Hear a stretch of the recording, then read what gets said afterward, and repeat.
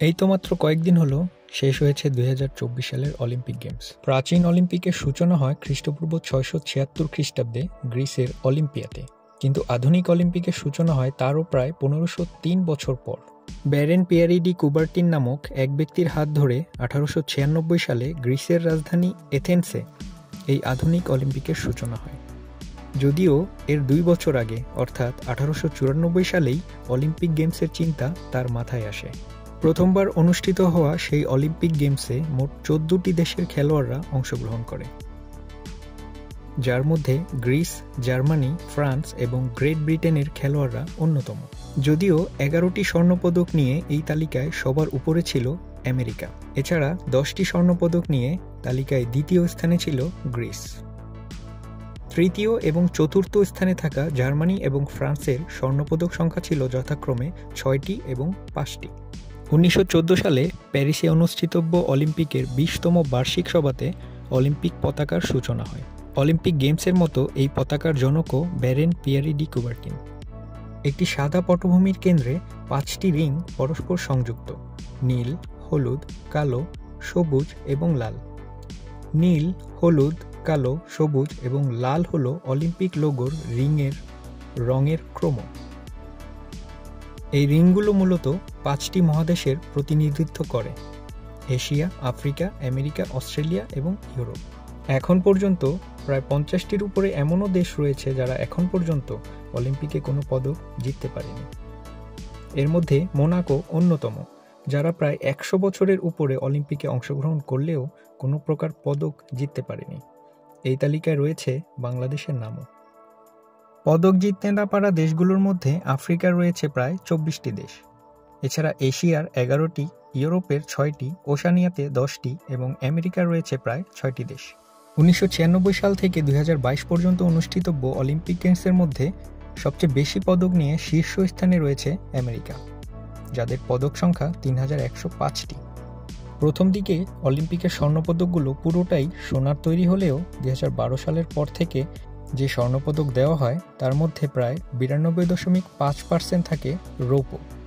529 গ্রাম ওজনের এই স্বর্ণপদকে স্বর্ণ থাকে মাত্র 6 গ্রাম। এছাড়া রৌপ্য পদকের ওজন প্রায় 525 গ্রাম এবং ব্রোঞ্জ পদকের ওজন 455 গ্রাম। বর্তমান বাজার মূল্য অনুযায়ী একটি স্বর্ণপদকের দাম প্রায় $1027। একইভাবে রৌপ্য এবং ব্রোঞ্জ পদকের বর্তমান বাজার মূল্য যথাক্রমে $535 এবং $4.60। 2024 সালের এবারের অলিম্পিকে 40টি স্বর্ণপদক সহ সবচেয়ে বেশি 126টি পদক পেয়ে শীর্ষস্থানে রয়েছে আমেরিকা। এছাড়া চায়না সর্বমোট 91টি, জাপান 45টি, অস্ট্রেলিয়া 53 এবং ফ্রান্স সর্বমোট 64টি পদক জয়লাভ করে। অলিম্পিকের এই পদকের বাজার মূল্য অতটা বেশি না হলেও বিভিন্ন দেশ তাদের নিজ নিজ খেলোয়াড়কে পদক জিতলে পুরস্কৃত করে থাকে। পুরস্কার দেওয়ার এই তালিকায় 1 নম্বরে রয়েছে হংকংয়ের নাম। হংকং সরকার স্বর্ণপদক জয়ী কোনো খেলোয়াড়কে দিয়ে থাকে প্রায় $7,68,000। একইভাবে রৌপ্য এবং ব্রোঞ্জ পদক জয়ী খেলোয়াড়কে দিয়ে থাকে যথাক্রমে $3,84,000 এবং $1,92,000। এই তালিকায় দ্বিতীয় স্থানে রয়েছে সিঙ্গাপুরের নাম, যেখানে স্বর্ণপদকের জন্য $7,45,000, রৌপ্যের জন্য $3,73,000 এবং ব্রোঞ্জ পদকের জন্য দিয়ে থাকে $1,86,000। 3 নম্বরে রয়েছে ইন্দোনেশিয়া, যেখানে স্বর্ণপদকের জন্য $3 লক্ষ, রৌপ্য পদকের জন্য $1,50,000 এবং ব্রোঞ্জ পদকের জন্য $60,000 দিয়ে থাকে সরকার। তালিকায় 4 নম্বরে রয়েছে ইসরায়েল। এরা প্রতিটি স্বর্ণপদকের জন্য $2,71,000, রৌপ্য পদকের জন্য $2,16,000 এবং ব্রোঞ্জ পদকের জন্য $1,35,000 দিয়ে থাকে। 5 নম্বর দেশের নাম হল রিপাবলিক অফ কাজাখস্তান। এখানকার সরকার প্রতিটি স্বর্ণপদকের জন্য $2,50,000, রৌপ্য পদকের জন্য $1,50,000 এবং ব্রোঞ্জ পদকের জন্য দিয়ে থাকে $75,000। 6 নম্বরে রয়েছে মালয়েশিয়ার নাম। এখানকার সরকার প্রতিটি স্বর্ণপদকের জন্য $2,16,000, রৌপ্য পদকের জন্য $65,000 এবং ব্রোঞ্জ পদকের জন্য দিয়ে থাকে $22,000। 7 নম্বর দেশের নাম ইটালি।